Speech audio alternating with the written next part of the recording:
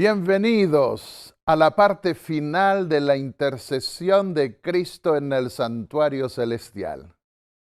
Esa es la buena nueva que tengo hoy para darles, que pronto Jesús terminará su intercesión celestial y nos llevará a casa. ¿A cuál casa? A la casa del Padre que está en los cielos. Eso es lo maravilloso del Evangelio del santuario. Cuando entendemos la obra de Cristo en el templo celestial a la luz de lo que estaba representado en aquel antiguo evangelio en sombras, en rituales que Dios dio al pueblo de Israel. Para poder entender el plan de salvación en toda su dimensión, tenemos que estudiar el calendario apocalíptico. Y ese calendario apocalíptico lo iremos viendo en otros temas sucesivos de nuevo para ir captando toda esa dimensión simbólica, profética, que Dios trazó, bosquejó con el antiguo pueblo suyo de Israel. Ese calendario comenzaba en la primavera. Y tengo una buena noticia para darles. Nosotros ya estamos en el otoño. Muchos quieren primavera cuando hay una revolución, por ejemplo, en los países árabes, donde los gobiernos se independizan de la religión musulmana, suelen llamar a esa revolución una primavera porque se están liberando de una religión de corte medieval. Así se interpreta en general en el mundo, sea que nos guste o no nos guste. Pero lo que el mundo no sabe es que nosotros estamos en el otoño y el otoño significa el fin del mundo, pero para los creyentes podemos mirar más allá del fin del mundo.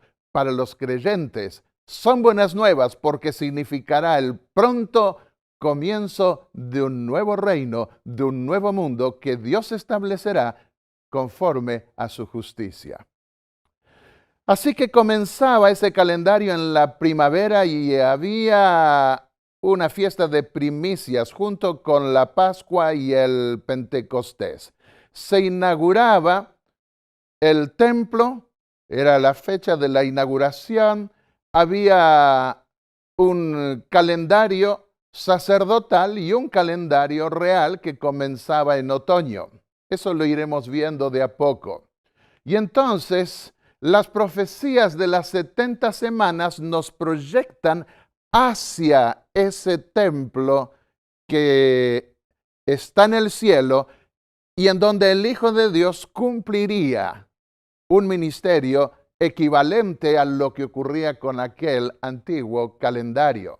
Después de la primavera venía el verano y el otoño, terminaba la cosecha, había una obra de juicio y así se terminaban los servicios del año con una redención definitiva. La profecía de las 70 semanas toma este calendario antiguo hebreo y la proyecta hacia el fin. Dice así, Daniel 9, 24 al 27. Desde la salida del decreto para restaurar y reedificar Jerusalén hasta el Mesías príncipe, habrá 69 semanas, 7 más 62. En otra semana, la última que quedaba, la 70, confirmará el Mesías príncipe, confirmará el pacto a muchos. A la mitad de la semana, en la semana 70, hará cesar el sacrificio y la ofrenda. Vayamos a este calendario de las 70 semanas. Desde el año 457 a.C., cuando se emitió el decreto para la reconstrucción de Jerusalén, hasta el año 27, cuando Jesús comenzó su ministerio confirmando el pacto, diciendo, oísteis que fue dicho a los antiguos, mas yo os digo, Él, como un segundo Moisés, estaba dirigiéndose al pueblo, confirmando el pacto en la montaña de las bienaventuranzas. Allí pasaron 69 semanas y desde el año 27 hasta el año 34 se daría la última semana que tendría que ver con el cierre del evangelio, del mensaje a los judíos para comenzar el ministerio con los gentiles. Y también se daría la crucifixión. Multipliquemos 69 semanas por 7, porque cada semana de año, como es en este caso, por 7 da 483.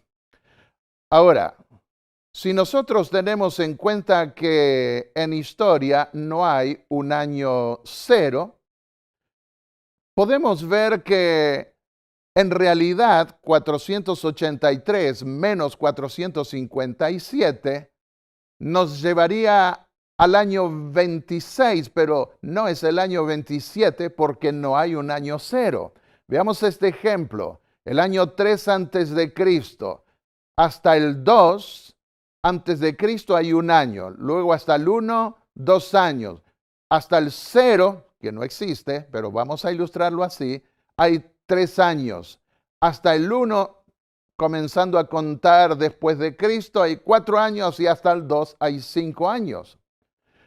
Pero si no tenemos un 0, hacemos 3, 2, 1, 1, 2 y nos da 4 años. 4 años cumplidos. Eso es lo que nosotros vemos. Por eso cuando vamos a contar el periodo de 69 semanas, llegamos al año 27, no al año 26. ¿Por qué no hay un año cero? Porque no existían aún los números arábigos, los números romanos no tienen cero. 3 antes de Cristo, 2 antes de Cristo, 1 antes de Cristo, 1 después de Cristo y 2 después de Cristo. Bueno, yo sé, a algunos de ustedes tal vez no les gustan las matemáticas, pero no se preocupen, no vamos a sacar ninguna raíz cuadrada ni nada por el estilo, no lo vamos a hacer complicado.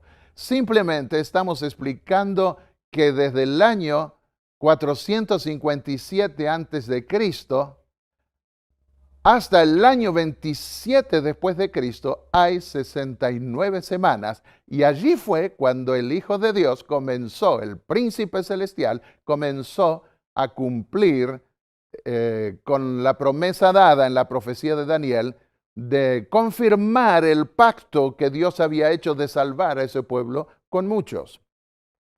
Y veamos ahora la última semana. Allí dice, en la mitad de la última semana, Daniel 9:27, pondrá fin al sacrificio y la ofrenda. La mitad de una semana de años son 3 años y medio y eso nos lleva en esa última semana al año 31 y requiere que la mitad de la semana comience, la mitad de la semana requiere que el calendario profético de 70 semanas comience en otoño y termine en otoño. Y eso es lo que nosotros vemos, porque a la mitad de la semana Jesús inició el calendario sacerdotal en la primavera, inició su ministerio sacerdotal en el cielo que ya hemos visto, y fue en la primavera. Hace 2000 años atrás, en términos redondos, comenzó ya la primavera. Cristo vino a este mundo para redimir a los pecadores. Y eso está en pie. Pero nosotros tenemos que ir hacia el final del año. En el otoño se daba el calendario real. Lo veremos en unos momentos más. Ahora consideremos la profecía de los 2300 días o años en su cumplimiento. Daniel 8:14. Si comenzamos en el año 457 antes de Cristo, nos lleva al año 1844.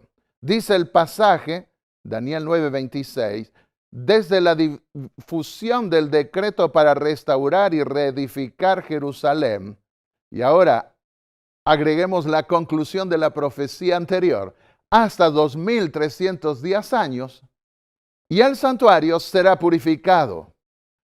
¿Cuándo? Nos dice Daniel 8, 17 y 19, en el tiempo del fin.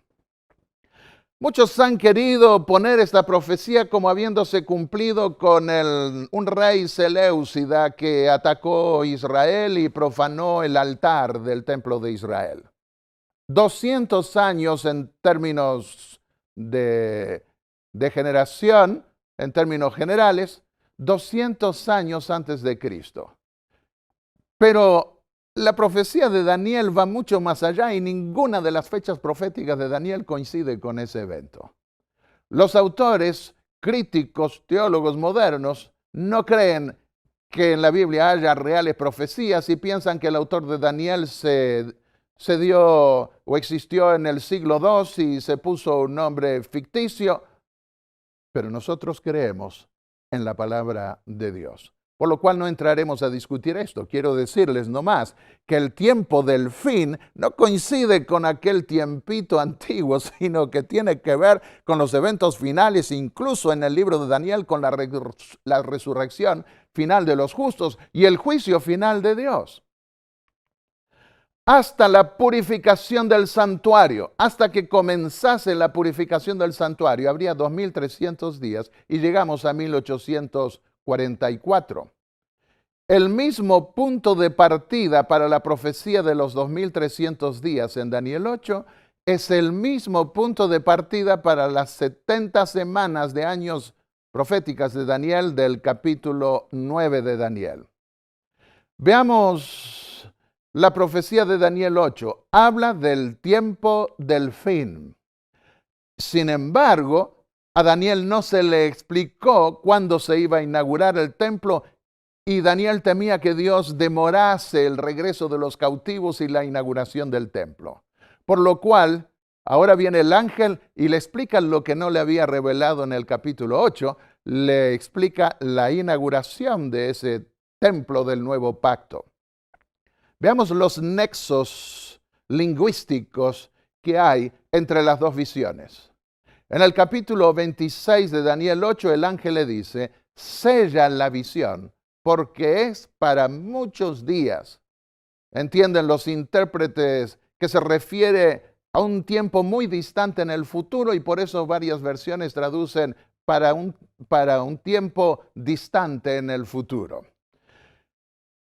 Pero cuando viene el ángel en el capítulo 9, le menciona que la parte que le iba a explicar tenía que ver con el Mesías príncipe, hasta el Mesías príncipe, las 70 semanas, y el ungimiento del santuario. Se ungía el santuario en la inauguración, en la primavera más definidamente, como fue en el tabernáculo de Moisés, y en la reconstrucción del templo de Jerusalén, después que los cautivos volvieron de Babilonia. De manera que se habla del ungimiento. Nunca se ungió el santuario en la parte final, en el día de la expiación. Ahí se purificaba el santuario. Es la única vez en que la Biblia hebrea usa la expresión purificar el santuario ligado a ese hecho, a la purificación del día de la expiación. Porque en la inauguración se purificaba el altar, pero nunca usa la expresión purificar el santuario. Sigamos adelante. Gabriel, versículo 16. Enseña la visión a este hombre, dice una voz al ángel Gabriel. Y vamos al capítulo 9, y es el mismo ángel quien viene ahora y le dice, Gabriel, a quien había visto en la visión al principio, viene a darle ahora la interpretación de la primera parte de esa visión que no había explicado en el capítulo anterior. Versículo 27, quedé espantado acerca de la visión y no la entendía. Del capítulo 8 lo dice Daniel. Pero vamos al capítulo 9 y viene el ángel y le dice, he venido para darte sabiduría y entendimiento. Entiende la visión, versículos 22 al 24. Así que veamos el calendario profético apocalíptico ahora aplicado, uniendo estas dos profecías que forman un todo compacto. Recordemos que el ministerio del nuevo pacto se cumpliría de una vez para siempre.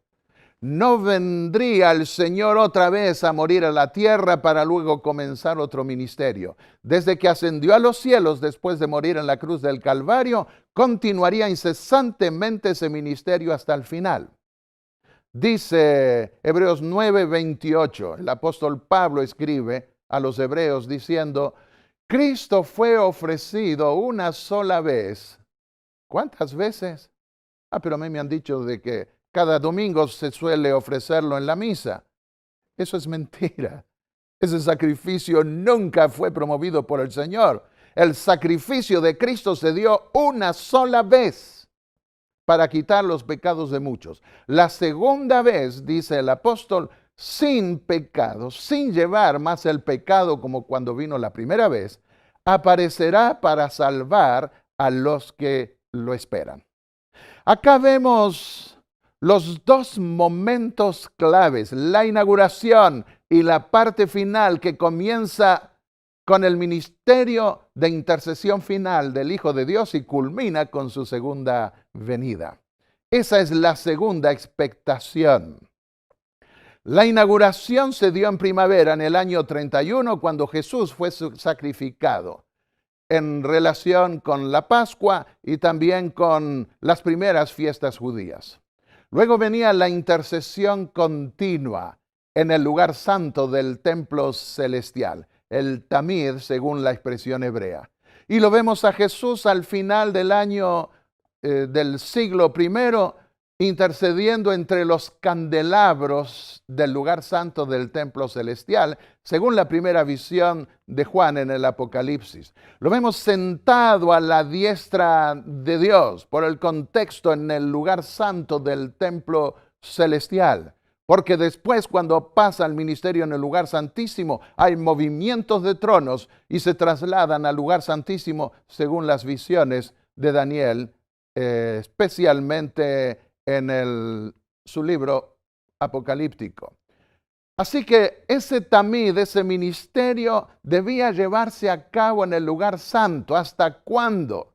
Bueno, habría una gran tribulación que se produciría cuando un príncipe impostor en la tierra se impondría en medio de la iglesia y requeriría obtenerse el perdón de los pecados confesándolo a un sacerdocio terrenal impostor. Y digo impostor porque es una terrible blasfemia al pretender perdonar pecados, porque el único que puede leer la conciencia y la sinceridad del adorador es Dios.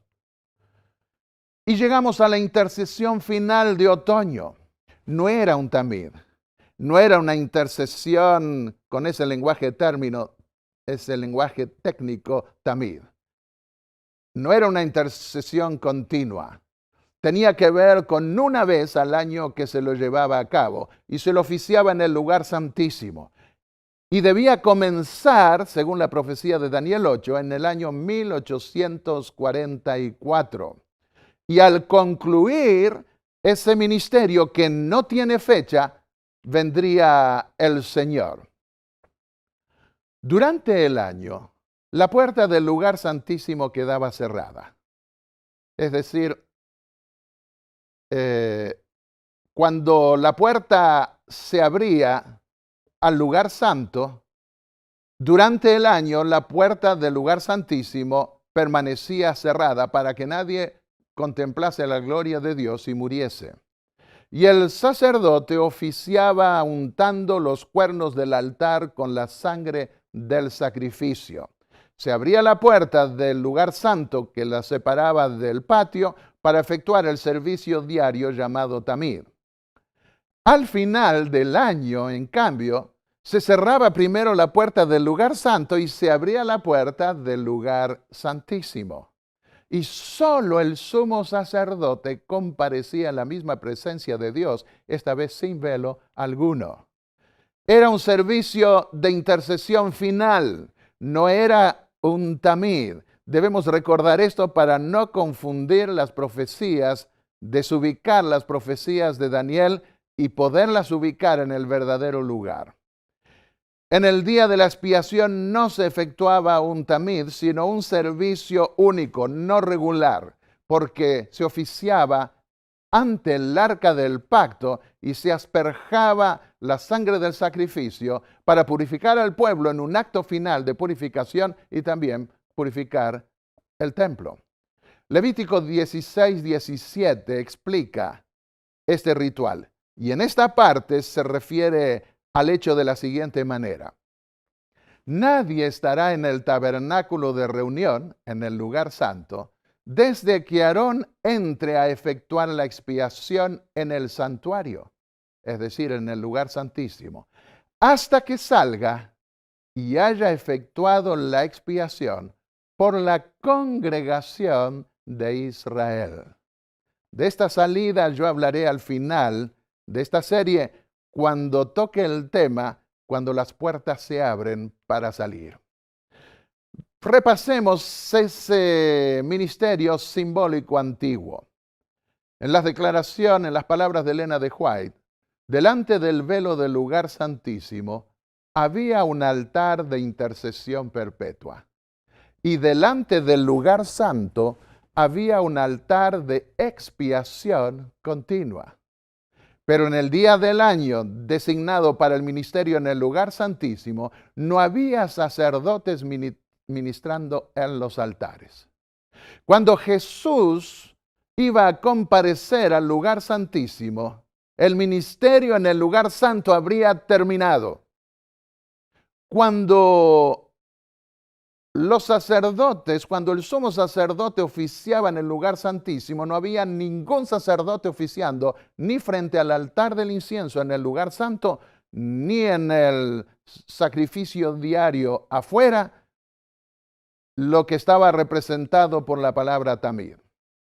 Veamos una vez más este calendario apocalíptico.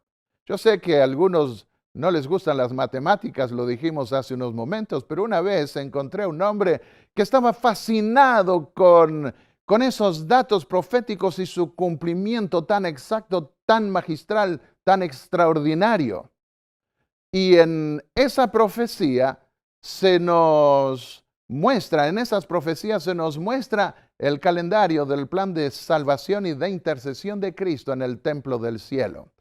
La profecía de las 70 semanas y de los 2300 años. Comenzaba en el año 457, según ya vimos. Y quiero mostrarles este libro donde yo toco más en detalle esta profecía. No solo esta profecía, sino todas las profecías apocalípticas fechadas de la Biblia y algunas más que no están en los libros de Daniel y Apocalipsis. Los tiempos apocalípticos del santuario. Es maravilloso ver con todos los detalles técnicos para los que quieran saber más de esto, cómo es de maravilloso y extraordinario Dios que puede anticipar con tantos siglos y hasta milenios lo que va a ocurrir y lo que debía ocurrir. Bueno, en esta profecía nosotros aquí tocaremos algo rápido. En el año 457 comienza este ministerio, desde la salida del decreto para restaurar y reconstruir a Jerusalén hasta que el santuario sea purificado. Comenzó en otoño del año 457. Astronómicamente hoy podemos saber que fue en octubre.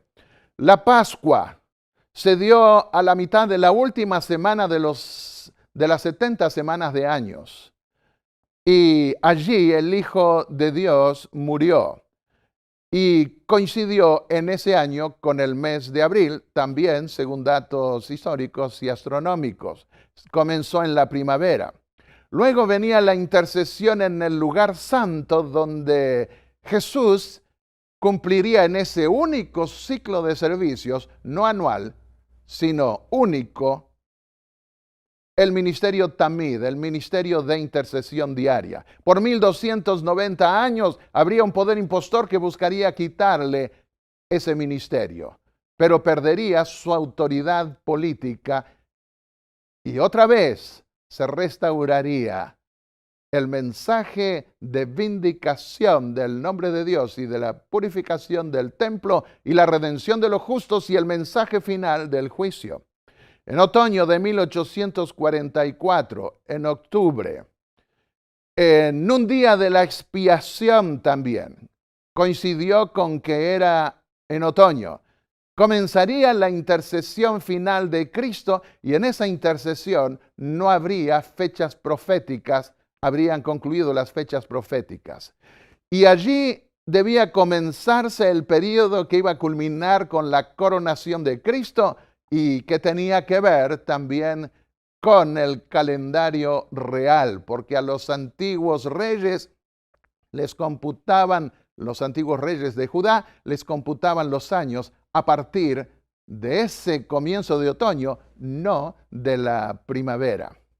El punto de partida, otra vez, según Esdras 8, versículos 35 y 36, fue el año 457 antes de Cristo, después del día de la expiación.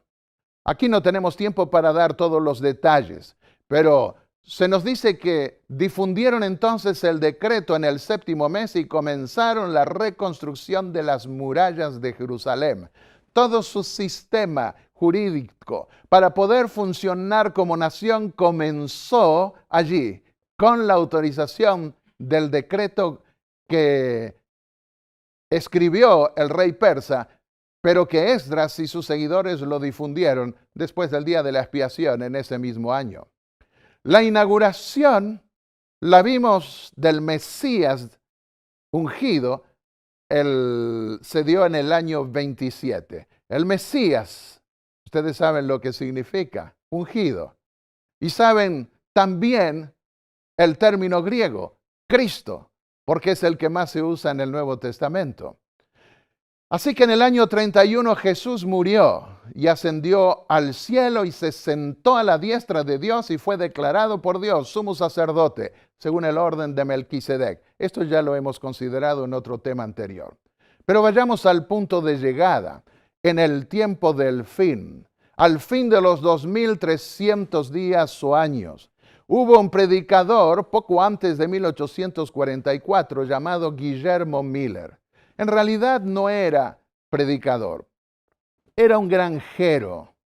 Había estado, de más joven había peleado por la independencia de los Estados Unidos y también fue sheriff en su momento, pero quiso conocer la Biblia, siendo que era incrédulo, era ateísta, y decidió estudiar la Biblia desde el Génesis hasta el Apocalipsis sin dejar un solo pasaje sin entender.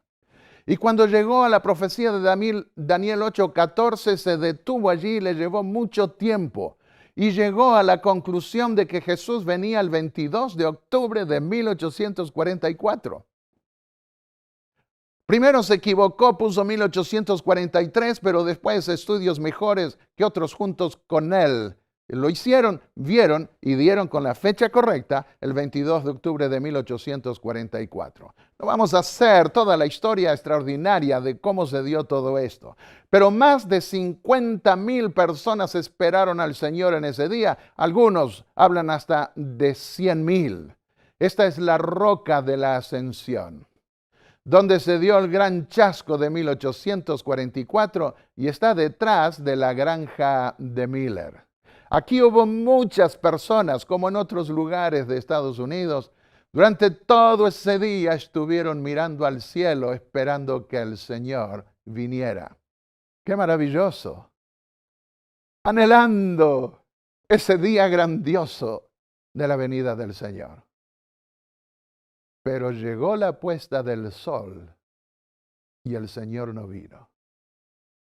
Gente sincera, creyeron de todo corazón que Dios iba a venir y pasaron por un terrible chasco. Un chasco comparable al chasco de la cruz en la inauguración del plan de salvación en el año 31. Porque los discípulos de Jesús confiaban en que Jesús iba a ser coronado rey de aquella antigua Jerusalén, rey de los judíos, e iba a gobernar sobre el mundo entero. Y hasta se peleaban pensando quién estaría más cerca de Jesús. Y hasta las madres de ellos querían intervenir y hablar a Jesús para que pongan a sus hijos, pusiese a sus hijos allí al lado de él. Y cuando lo vieron morir en la cruz, todas esas esperanzas se derrumbaron.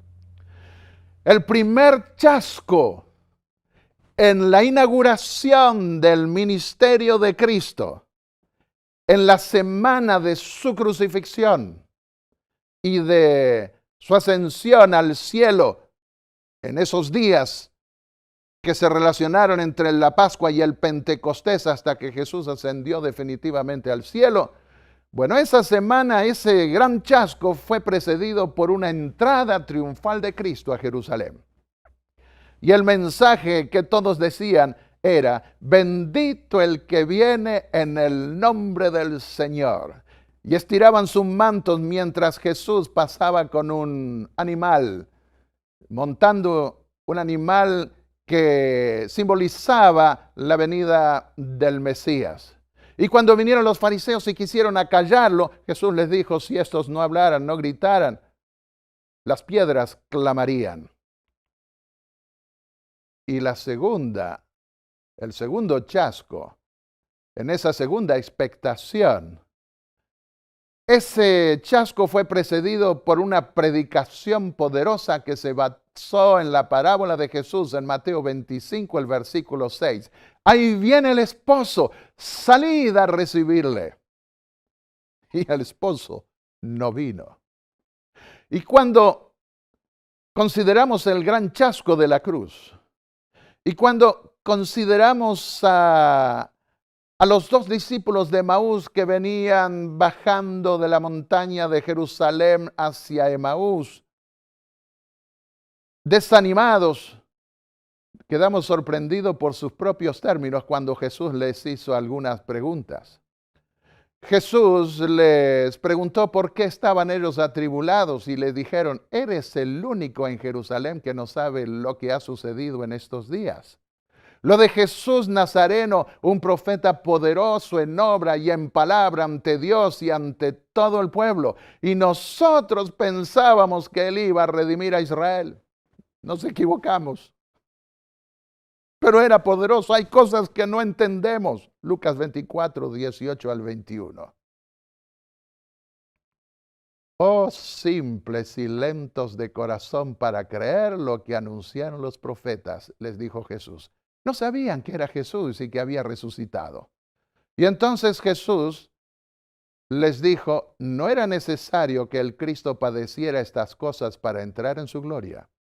Y comenzando desde Moisés y todos los profetas, les declaró lo que toda la Escritura decía de él.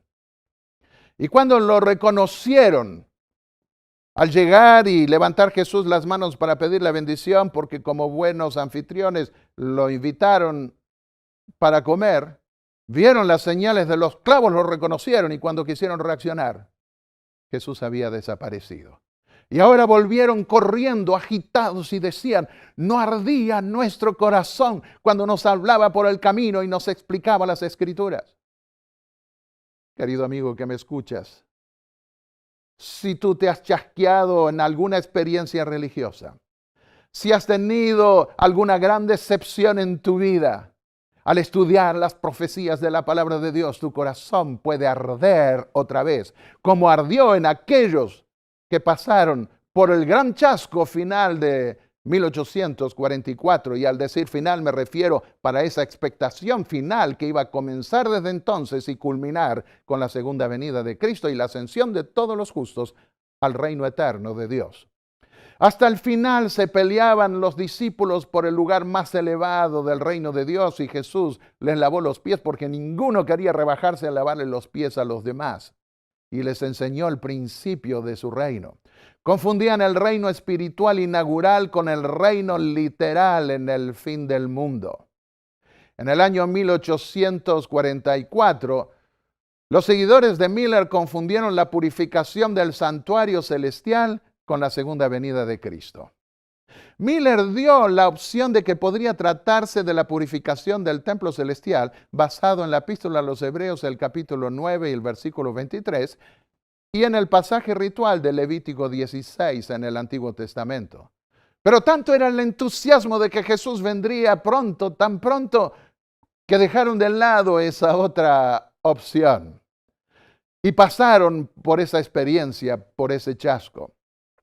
En la fase final del plan de salvación, ellos tuvieron que pasar por un chasco para estudiar más a fondo las profecías de la palabra de Dios y entender la misión más grande que Dios les extendía adelante. El chasco les permitió descubrir la verdad.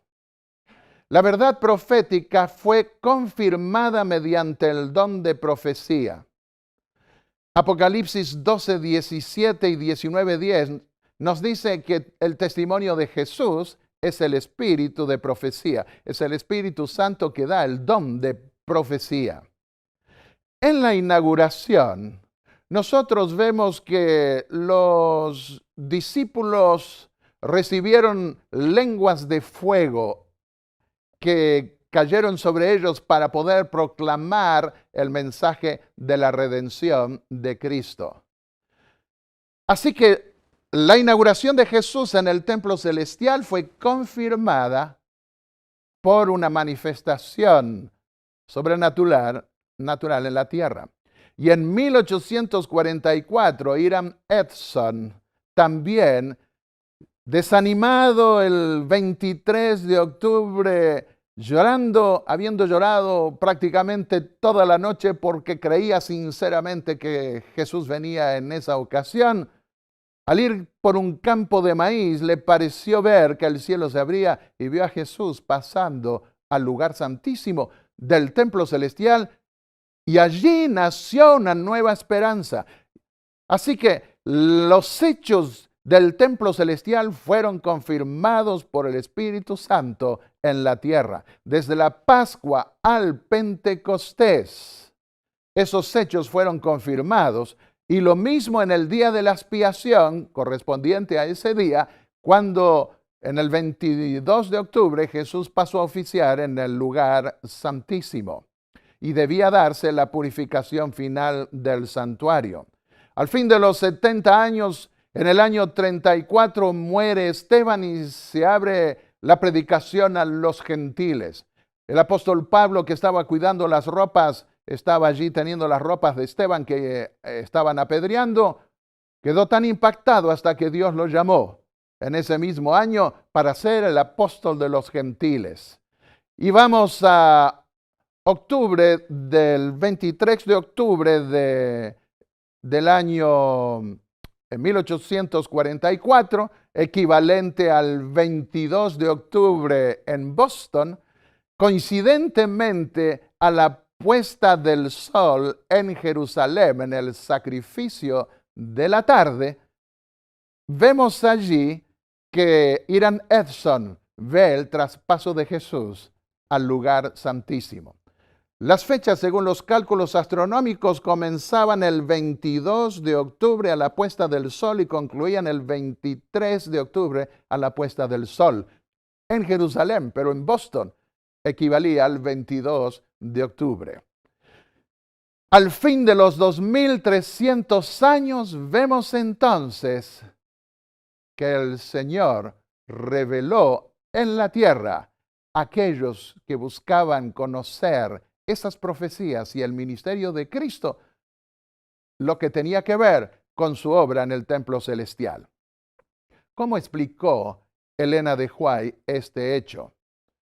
Dice ella, escribió ella, en primer lugar, con respecto al chasco de la cruz, era necesario que los discípulos de Cristo tuviesen una fe inteligente, no solo en beneficio propio, sino para comunicar al mundo el conocimiento de Cristo. Así, la incertidumbre, la angustia y la desesperación dejaron lugar a una seguridad perfecta, a una fe serena. Y en relación con el segundo chasco, ella escribió lo siguiente. Ella pasó por esa experiencia. y la recordó muchos años después como una de sus experiencias más lindas en la vida, los momentos anteriores. Y dijo, esta prueba, la de 1844, les enseñaría a los que creían en la inminente venida de Jesús, como solo tal experiencia podía hacerlo, el peligro que hay en aceptar las teorías e interpretaciones de los hombres. Ellos creyeron que la tierra era el santuario, una teoría popular, cuando había un templo en el cielo y dejaron de percibir todo ese programa divino que estaba pendiente para el tiempo del fin. Y entonces, dice, les enseñó, como ninguna otra experiencia podía hacerlo, el peligro que hay en aceptar las teorías e interpretaciones de los hombres en lugar de dejar la Biblia interpretarse a sí misma. La perplejidad y el dolor que iban a resultar de su error producirían en los hijos de la fe el escarmiento necesario, los induciría a profundizar aún más el estudio de la palabra profética. Y el fundamento de la fe adventista fue puesto sobre las rodillas. Los que sobrevivieron a ese gran chasco de 1844 pasaban noches enteras estudiando la Biblia y llorando. Elena de White estuvo entre ellos y Dios le dio el don de profecía. Y cuando en las discusiones no podían llegar a algún acuerdo y cansados en la noche, a veces surgía la típica reacción del corazón humano produciendo cierta controversia, ella recibía una visión del cielo y ahora podía explicar con claridad las cosas de tal manera que todos la entendían, se arrodillaban y agradecían a Dios. Mucho tiempo pasaron poniendo ese fundamento. En el año 27, al comienzo de la última semana profética, comenzó Jesús a decir, Marcos 1:15, el tiempo se ha cumplido, el reino de Dios está cerca, arrepentíos y creed el Evangelio. El Mesías príncipe iba a venir a confirmar el pacto con muchos, decía la profecía. Y en ese cumplimiento Jesús lo entendió diciendo, el tiempo se ha cumplido. El apóstol Pablo, escribiendo a los Gálatas, el capítulo 4 y el versículo 4, dijo, cuando se cumplió el tiempo, Dios envió a su Hijo. ¿Qué tiempo? Ese tiempo profético de la visión inaugural de Daniel en el capítulo 9, la visión de inauguración del templo del nuevo pacto, el del cielo.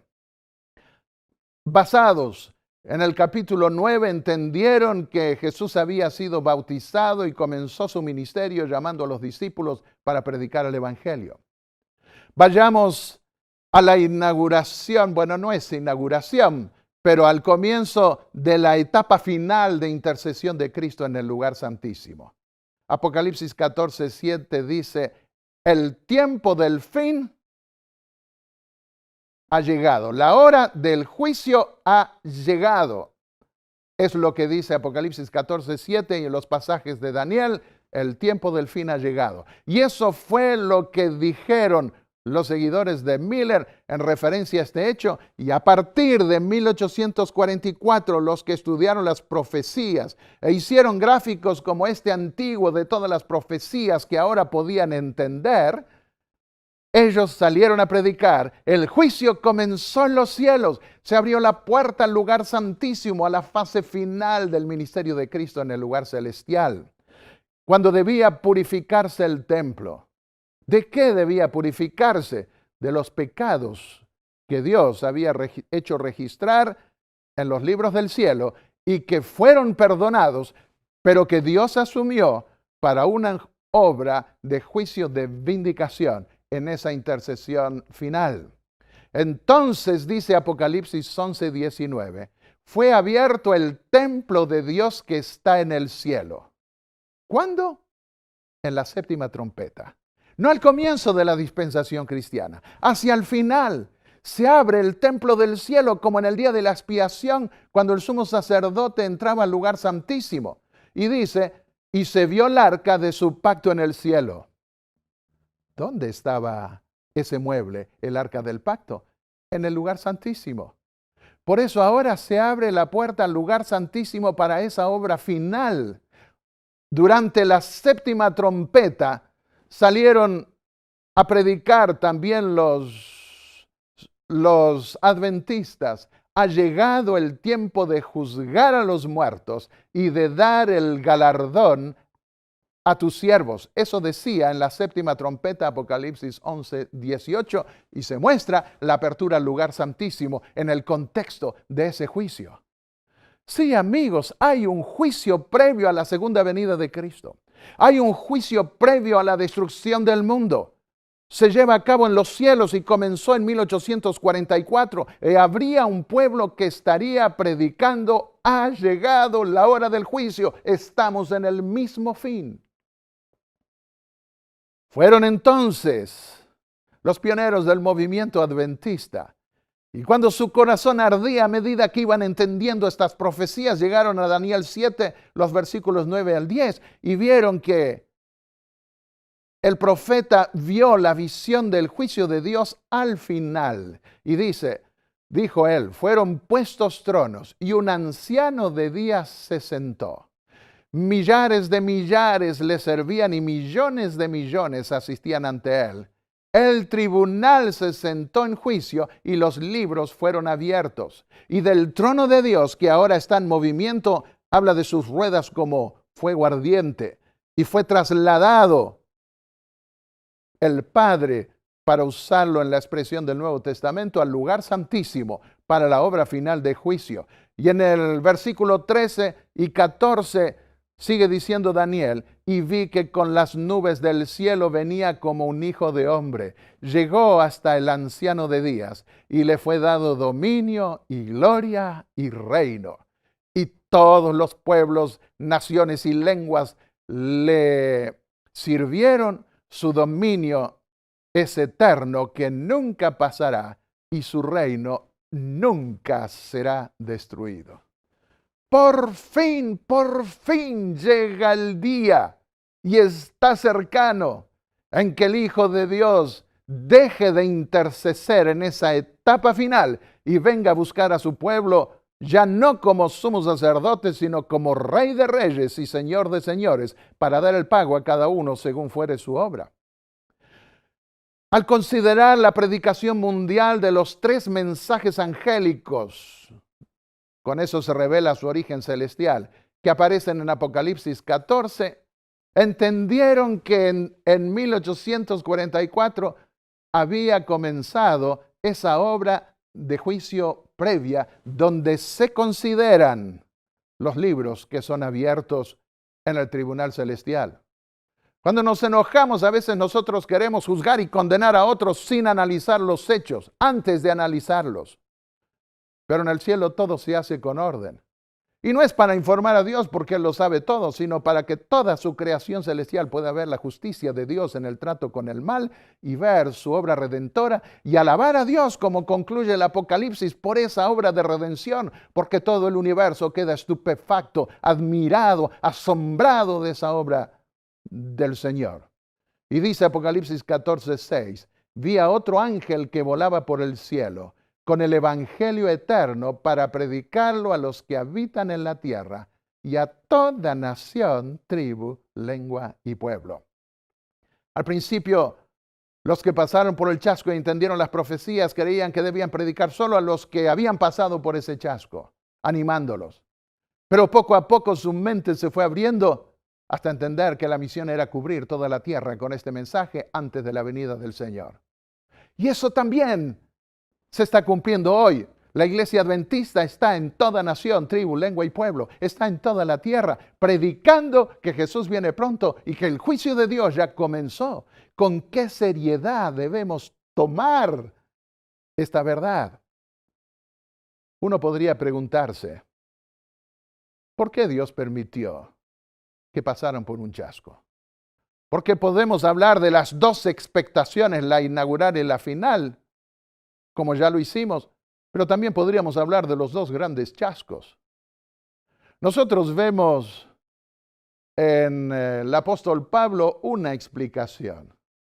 Él dijo que el mensaje de la cruz, ¿quiénes morían en la cruz? Los criminales. y que la redención comience por la muerte que se daba a los criminales, por el Hijo de Dios, por una terrible injusticia. Eso el mundo no lo podía entender. Ese era un símbolo de un gran chasco también.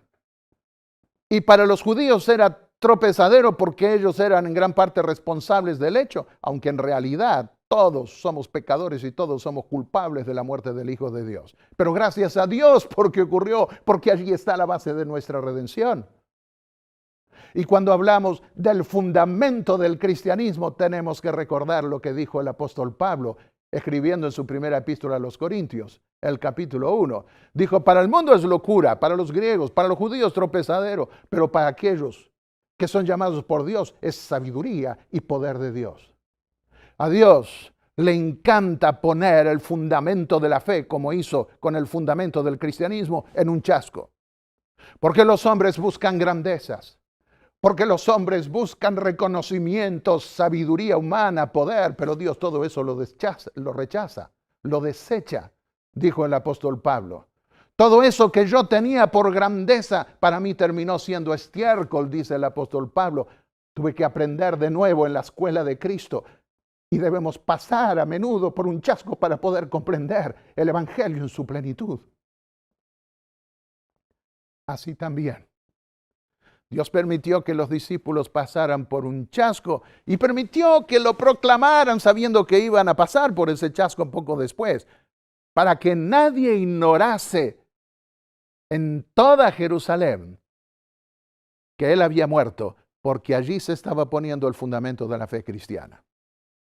Y también permitió el chasco de 1844, para que ese evento tan significativo en la escala profética no quedase desapercibido. Y un pueblo nació entonces y pone en ese chasco el fundamento de su fe, porque es poder y sabiduría de Dios. Recuerdo cuando estaba en Salto, Uruguay, al comienzo de mi ministerio. Mi esposa estaba con un franelógrafo contando una historia para los niños antes que yo pasara a hablar. Y yo estaba con un anciano de iglesias atrás. Y ella estaba contando la experiencia del chasco de 1844, explicándoselo a los niños, porque servía para los grandes también. Y ese anciano me dijo sorprendido, qué notable, la iglesia adventista no esconde nada, dijo. Y quedé pensando, y por supuesto que no, hay transparencia, hay honestidad. Si es justamente ese chasco el fundamento de la fe adventista y el fundamento también del cristianismo está basado en un chasco. ¿Qué decía Apocalipsis 14:7? Temed a Dios y dadle gloria, porque ha llegado la hora del juicio. El juicio de Dios está aquí, ya comenzó. Y adorad a aquel que hizo el cielo y la tierra, el mar y las fuentes de las aguas. Apocalipsis 12:17 habla de este movimiento y 14:12 guardan los mandamientos de Dios y tienen el testimonio de Jesucristo. No tenemos tiempo para hablar en detalle, pero descubrieron que en Apocalipsis 10, en relación con el librito abierto de la profecía de Daniel, que había estado cerrado, que se le indicó a Daniel cerrar, ahora viene el mismo ángel y abre ese librito. Lo trae abierto y jura por el que vive por los siglos de los siglos, por el cielo, por lo que hay en la tierra, en el mismo lenguaje del primer mensaje angélico que recién vimos, que el tiempo no será más. No habría más fechas proféticas. Y cuando cuando se comience a tocar la trompeta, el misterio de Dios se cumplirá. ¿Qué misterio? El que Daniel no pudo entender, por lo cual el ángel le indicó que cerrase ese libro, lo sellase hasta el tiempo del fin. Ahora no, ahora se lo puede entender. Se cumplió. Y le dijo el ángel, tómalo, cómelo. Será dulce como la miel en tu boca, pero amargará tu estómago. Y esa fue la experiencia del apóstol. Aquí se revela un chasco con el estudio del libro de Daniel. Y eso ocurrió con el evento de la séptima trompeta cuando el templo se debía abrir al lugar santísimo. ¿Y qué le dijo el ángel? Es necesario que otra vez profetices a muchos pueblos y naciones, lenguas y reyes. Apocalipsis 10:11. De allí surgió la misión global de la iglesia adventista, después de ese chasco. Pero a Daniel se le indicó que cerrara las profecías de ese libro, que quedase sellada hasta el momento en que debía purificarse el templo del cielo. Sella la visión porque es para un futuro distante, se le dijo. En Apocalipsis 9:13, en la sexta trompeta, se la ve desde los 4 cuernos del altar. Proyecta aún el lugar santo. Pero la séptima trompeta proyecta la puerta al lugar santísimo. Eso es lo que nosotros podemos percibir en relación con este mensaje. Todo esto estaba conectado. Si comparamos Daniel 12 con Apocalipsis 10, vemos palabras por palabras reproduciéndose del mismo evento, como lo acabamos de contemplar. No tenemos tiempo de ver todos estos detalles, pero quiero decirles que ese libro, esa profecía de Daniel están abiertas y al alcance de todo el que desee comprenderlas. Estamos en la misma época del fin. No podemos decirles cuándo vendrá el Señor porque no hay fecha profética. Eso aprendieron los herederos de los mileritas, que son los adventistas del séptimo día. No hay más tiempo fechado hasta la venida del Señor. El ángel dice que juró por el que él creó el cielo y cuanto hay en él, la tierra y cuanto hay en ella, y el mar y cuanto hay en él. No juró por nuestro honorable padre gorila, según se enseñan las grandes universidades de hoy, pretendiendo que venimos de un gorila o sino por un antecesor común. El cielo no juega con el honor de Dios, comienza alabando al Creador. Y esta es la época del juicio final y del reconocimiento de Dios como Creador. Concluyamos.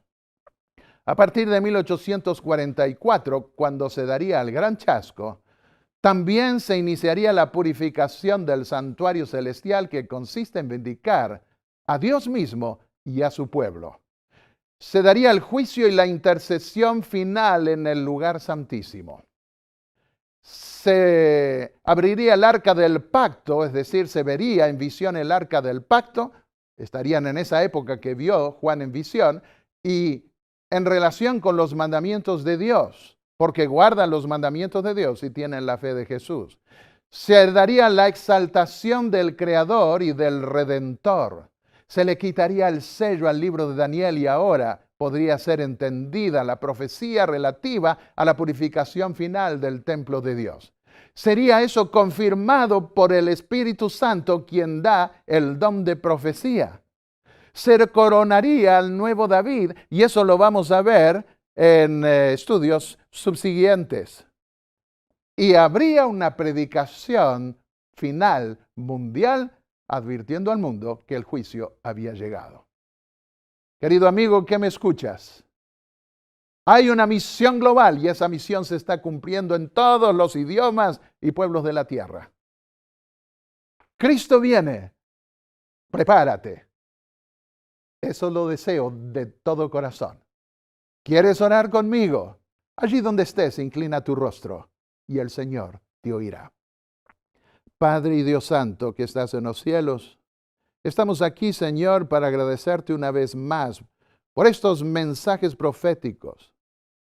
Cuanto más los estudiamos en detalle, más quedamos admirados de tu sabiduría, de tu previsión, de lo que tú puedes conocer acerca del futuro y también de cómo diriges este mundo y de los planes que tienes para con él. Señor, queremos nosotros prepararnos para encontrarnos contigo. Anhelamos de corazón que Jesús vuelva otra vez, que termine ese ministerio de intercesión en el santuario celestial y venga por su pueblo que lo espera de todo corazón. Te lo pedimos en el nombre de Jesús. Amén.